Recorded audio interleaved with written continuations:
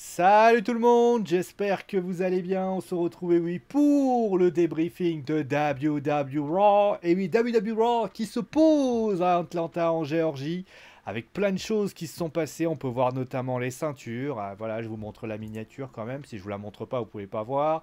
Avec finalement, eh bien, si je mets pas ma grosse tête, vous voyez notamment deux titres qui ont été défendus. Brock Lesnar qui s'en est pris donc à Cody Rhodes.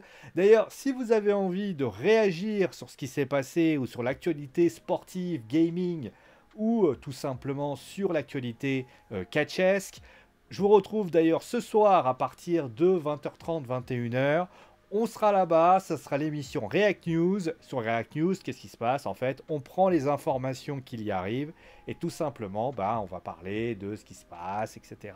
Donc allez, n'hésitez pas, allez faire un tour sur React News et vous aurez toutes les infos en même temps en direct, puisque forcément, je vous fais les news également sur Instagram et en même temps, on fait ceci. Voilà. Bon allez, près de bavardage, on va commencer tout de suite avec le vif du sujet. C'est Cody Rhodes qui a souffert. Et oui, Cody Rhodes qui a souffert, je bouge ça là. Brock Lesnar qui est venu, qui a porté donc le Kimura sur Cody Rhodes, sous les yeux d'ailleurs de sa petite maman, de ses amis. Alors, moi j'aurais voulu, il manquait quelqu'un. Alors, son frère non, puisque son frère est malheureusement coincé du côté de la AEW, même si je trouve que ils auraient pu faire une exception. Non, moi ce que j'aurais voulu, c'est tout simplement, j'aurais voulu, hein, pas être un artiste, j'aurais voulu, eh bien, qu'il y ait Brandy. J'aurais voulu Brandy Rhodes, sa femme. Ça aurait été tellement symbolique de mettre Brandy avec, alors là ça aurait été très fort, avec son enfant.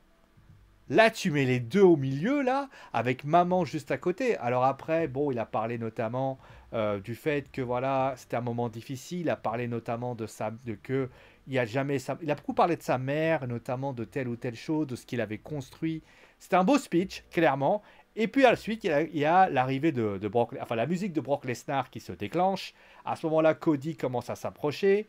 Et là, ça s'arrête, il décide de partir, il veut revenir, et là, la musique de Lesnar redémarre, il part en coulisses, et là, à ce moment-là, il se passe ce qui se passe, pour ainsi dire. Alors, après, le défi est accepté, Cody Rhodes fera donc face à Brock Lesnar. Alors, dans le segment en lui-même, j'ai beaucoup aimé ce petit segment, ce segment très émotion de la part de Cody. Hein, Cody qui était à domicile, il a beaucoup joué dessus. Euh, Par contre, j'ai envie de te dire, je ne savais pas, alors après peut-être que je peux me tromper, que Brock Lesnar était quelqu'un qui était capable de jouer avec l'esprit de ses adversaires. Je ne le savais pas. Alors, peut-être moi qui suis un peu neuneux, mais je m'attendais pas à avoir un Brock Lesnar qui faisait du mind game. Parce que lancer son titre deux fois de suite, alors je veux bien que la WWE... Après, il y a quand même une petite... Alors ça c'est une petite aparté, mais il y a quand même une incohérence par rapport à ça. C'est-à-dire qu'à chaque fois que le thème est lancé, tu te dis, les mecs ils vont lancer l'autre. Mais en fait tu te dis quand même que c'est quand même pas Brock Lesnar qui appuie sur le bouton.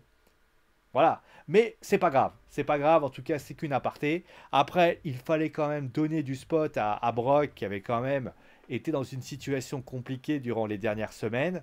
Il fallait lui donner une vraie force de caractère. Et au final, ça donne, en plus, quand le challenge accepted au SummerSlam, donne une vraie force. S'il était venu et qu'il aurait juste dit challenge accept, ouais. Là, avec le Kimura, alors par contre, là où je suis pas d'accord, le Kimura sur le ring, pour moi, il n'était pas utile. J'aurais préféré un Kimura porté sur devant sa mère, pour ainsi dire, devant ses amis. Ça aurait été beaucoup plus intéressant et beaucoup plus impressionnant. Là, celui-là n'a pas d'utilité entre bandes. En fait, ça donne un côté centre du centre, mais au final, tu te dis, tu le fais devant sa mère, c'était quelque chose d'autant plus impressionnant. Voilà. Surtout que, en plus, quand tu penses à sa mère, tu penses forcément à Dusty, qui lui, malheureusement, nous a quittés. Voilà. D'ailleurs, oui, petit aparté, Dusty, c'était le moment d'en parler aussi. S'il y a un moment où tu dois parler de Dusty Rhodes, c'est là. Parce que Dusty, c'était quand même sa ville, c'était quand même sa ville en question, ça aurait été assez fort. Pourquoi parler de sa mère? Je trouve que c'était important, mais parler de son père, ça aurait été impressionnant. Donc après, on a eu donc le match entre Matt Riddle et Gunter.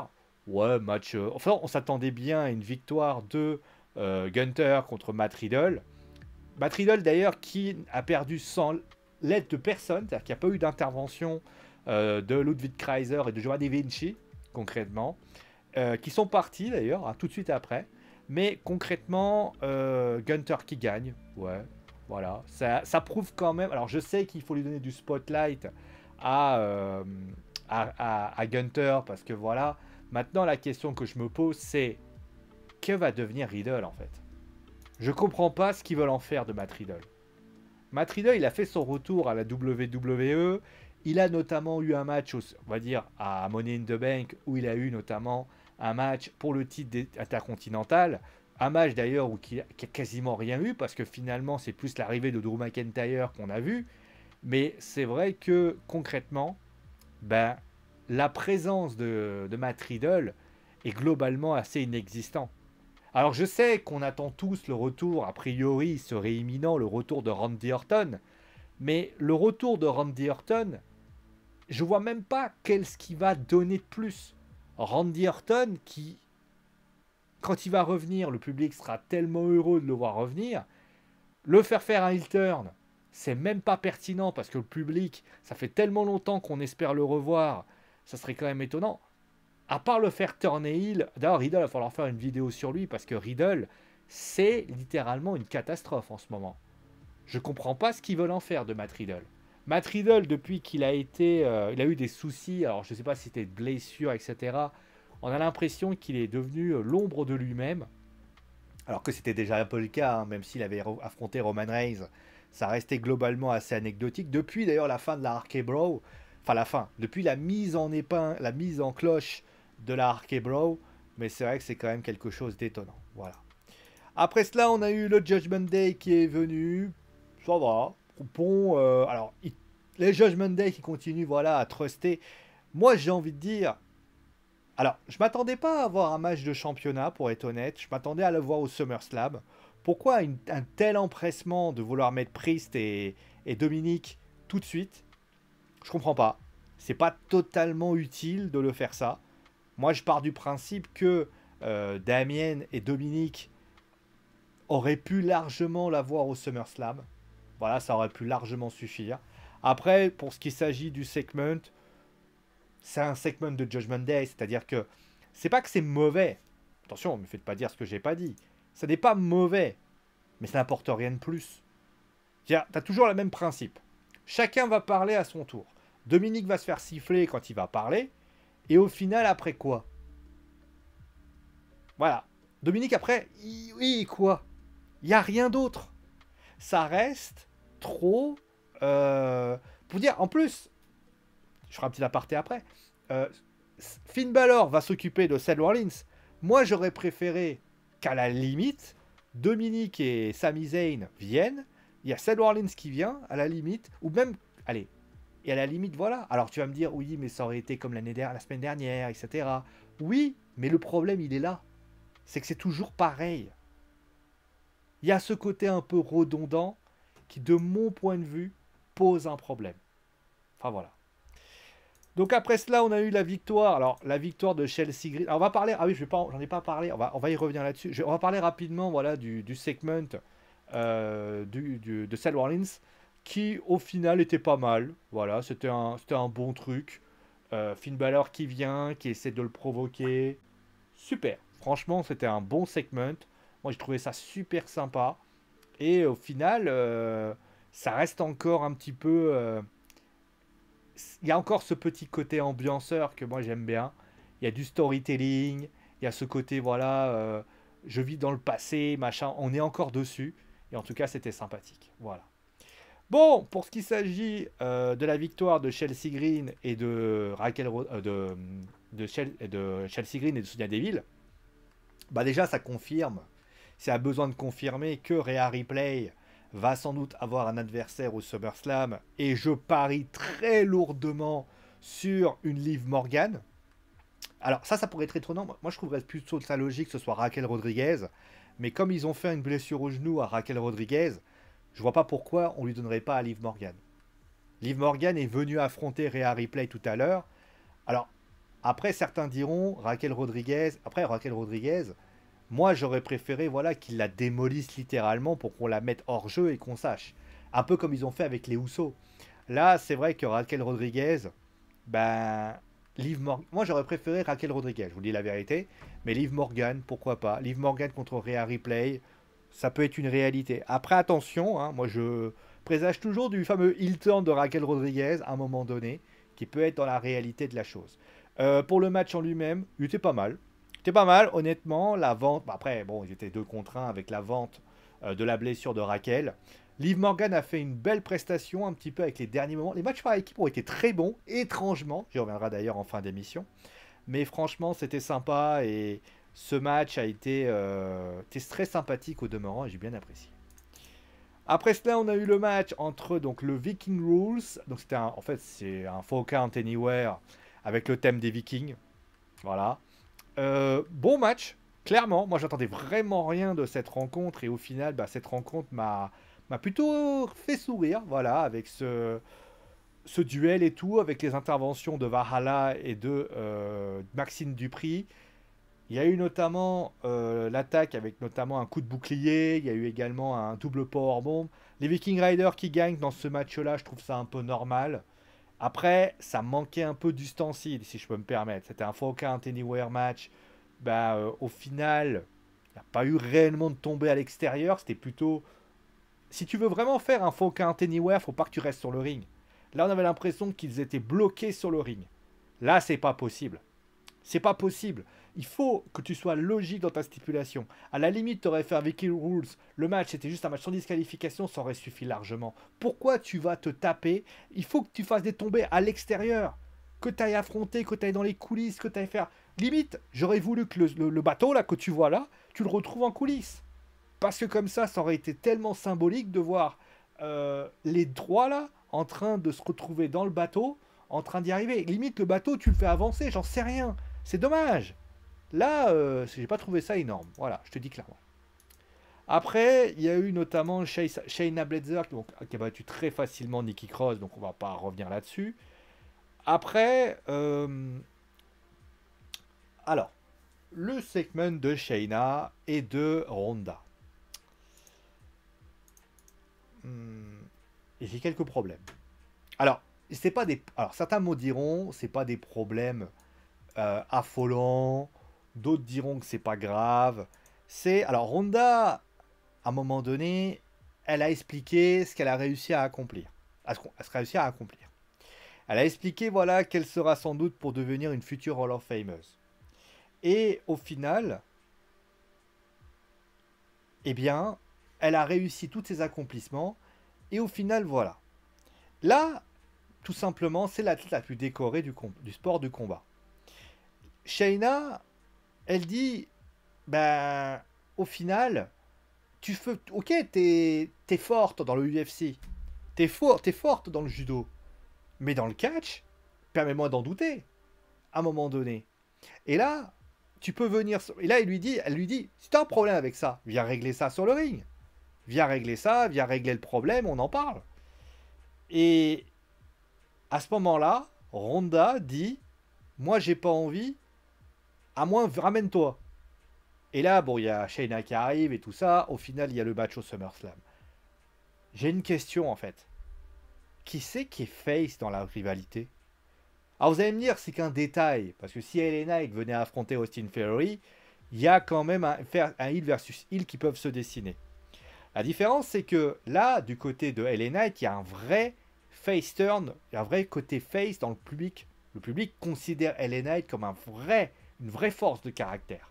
Et d'ailleurs, LA Knight joue avec ça.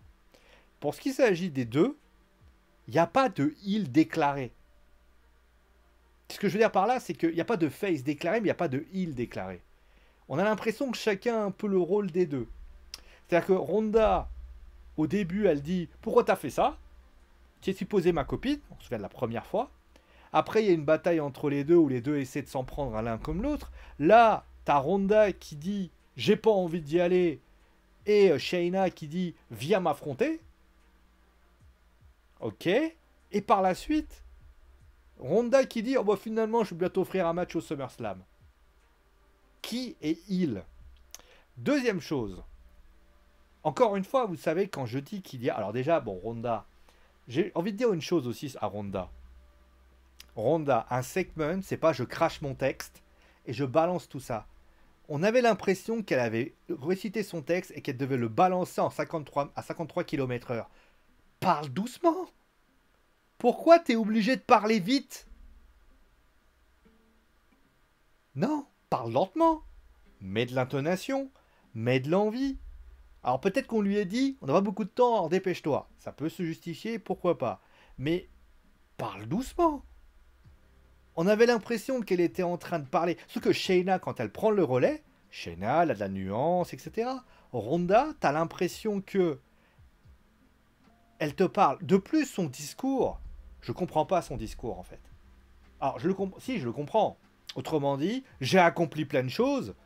Et toi, honnêtement, voilà, elle parle de l'indie à un moment donné. À un moment donné, Shayna n'a jamais été dans l'indie. Qu'est-ce qu'elle raconte? Shayna a pas. Alors, peut-être que je me trompe, hein. Mais Shayna n'a jamais été dans l'indie. Attendez, est-ce que je me trompe pas là? Attendez, bougez pas. Bougez pas. Si elle a été en circuit indépendant, autant pour moi. Elle l'a fait de 2015 à 2017. Bon, je me trompe.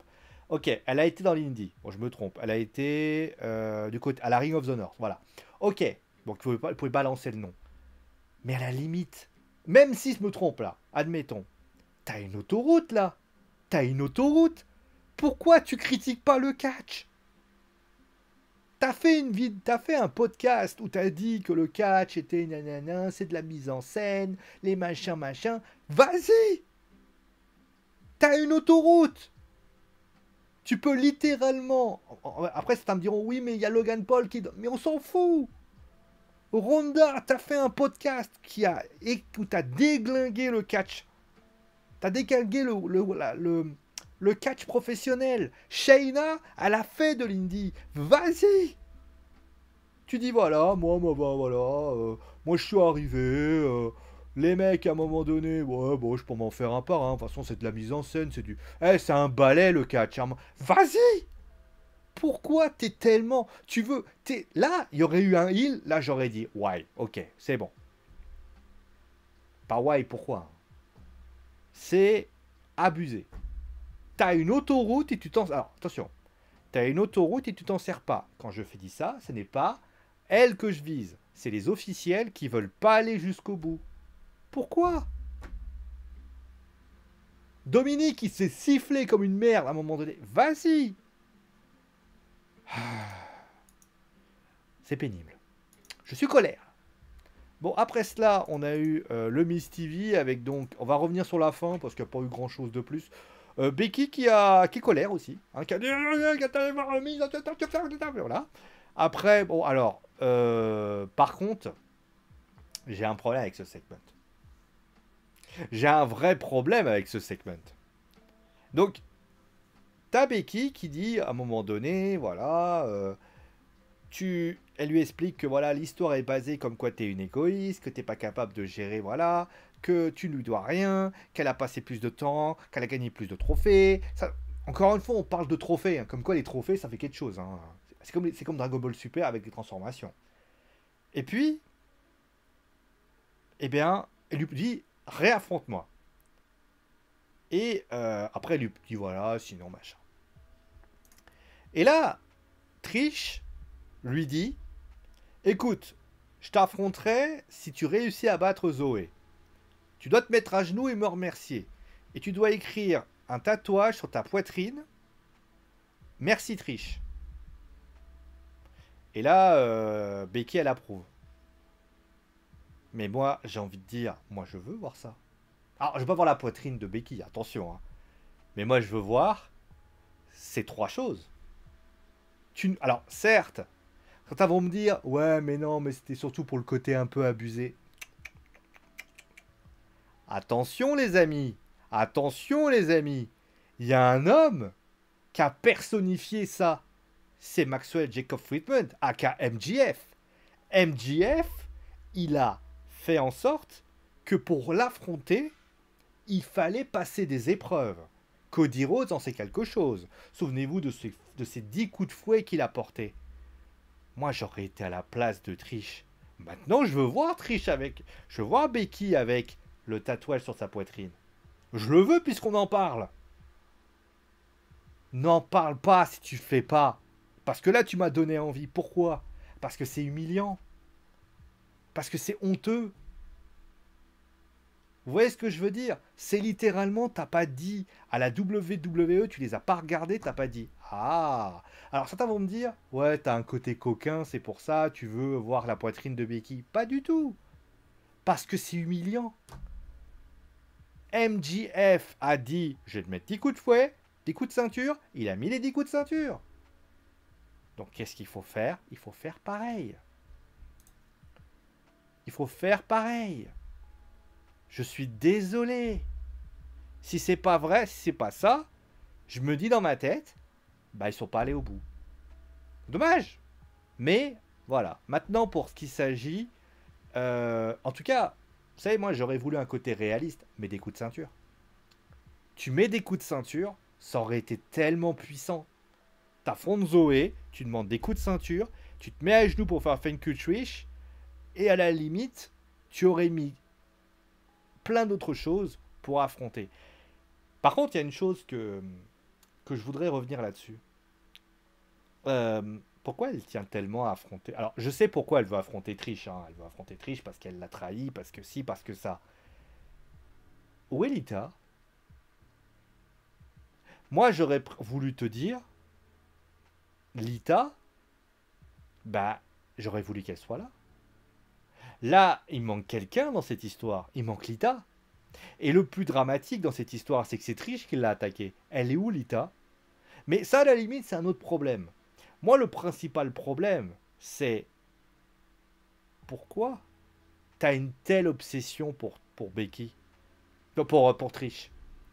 Parce qu'elle t'a trahi et que... Non, ça suffit pas, en fait. Tu l'aurais trahi.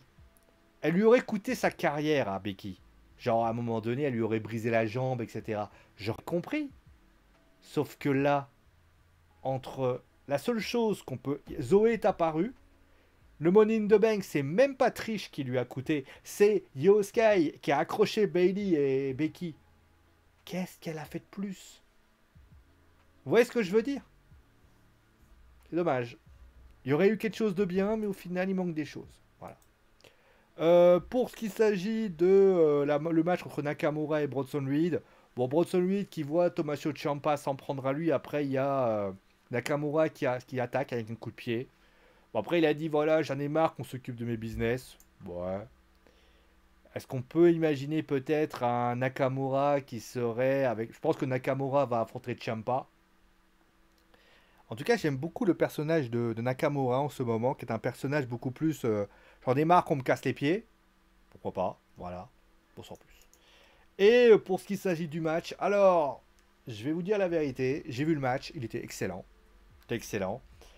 Mais c'est bizarre parce que quelques jours auparavant, d'ailleurs j'ai débriefé le show et vous pouvez bien évidemment le regarder, il y avait IW Collision. Il y avait un match entre Juice Robinson, Jay White et les FTR qui a duré 1 heure. Et je sais pas pourquoi ce match, cette rencontre, qui opposait donc Owens et Zayn contre les Judgment Day, a été incroyable. Alors moi, ma question que je vous pose, le WWE, et les officiels, etc., vous avez besoin que la AEW, que la AEW mette un match de ce style-là pour dire oh là là, on va faire pareil, on va... Parce que j'ai entendu des gens sur le temple du catch qui disaient oh là là, vous avez vu, hein, les mecs, à un moment donné, ils ont des gimmicks, ils sont en train de copier la WWE. Mais espèce d'abruti, mais... Ça m'écoeure les gens qui font juste du oh la AEW ils sont nuls,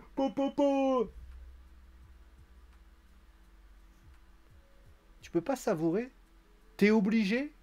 Ta vie sociale a un problème? Non, plus sérieusement. Mais quand tu vois ça, tu te dis c'est qui copie qui là? Collision, ils ont fait FTR contre Juice Robinson et Jay White, ils se sont dit ah on va faire pareil. Mais le pire dans tout ça, c'est que la copie n'est même pas à la hauteur de l'original. Parce que ce qu'ils ont fait les FTR contre Robinson et White, c'était encore plus grand. Donc je suis désolé.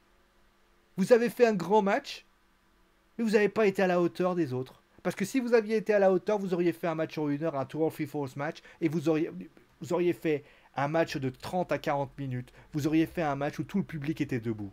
Parce que le public qui est derrière, malheureusement, c'est pas un public de connaisseurs. Vous leur parlez de AEW, ils vous regardent. Ouais, ouais, ouais. Mais montrez-leur Collision. Ils vont vous dire. Et mettez ce match à côté. Vous allez voir très vite qui a été le meilleur. Malheureusement. Alors je sais que certains vont me dire, ouais, bon, t'es un AEW fan, toi. Ouais. Et alors? Je suis. Alors vous allez, ah bah tu l'avoues. Ouais. Moi j'aime le catch en fait. Le catch. Vous voyez, le catch en lui-même. Et pas la WWE. Moi je regarde le maximum de catch dans le monde. Parce que c'est la diversité du catch qui est important. Et pas juste d'être, ouais, vas-y, WWE.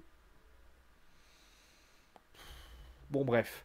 Bon, allez, on va passer au bilan. Bon, le bilan, il est bien positif parce que le show était sympa. Il y a quelques petites choses qui allaient pas en termes de construction, mais on va pas bouder notre plaisir. En tout cas, merci à vous tous en tout cas d'avoir suivi l'émission. Pourquoi je me presse? Parce que j'ai faim et que je dois faire à manger. En tout cas, merci à vous tous d'avoir suivi l'émission. Portez-vous bien. Et on se retrouve très très vite pour un nouvel épisode. Je rappelle bien sûr ce soir, pour ceux qui ont envie de parler football, parler sport, parler catch, parler gaming, parler... On va tout faire comme news. Vous allez avoir partout et vous savez quoi, on va faire de la réact de news. Mais je vous ai envie de parler de tout ce que vous voulez. Venez à partir de 20h30, 21h, tout simplement. Allez, prenez soin de vous, amusez-vous bien et ciao les amis.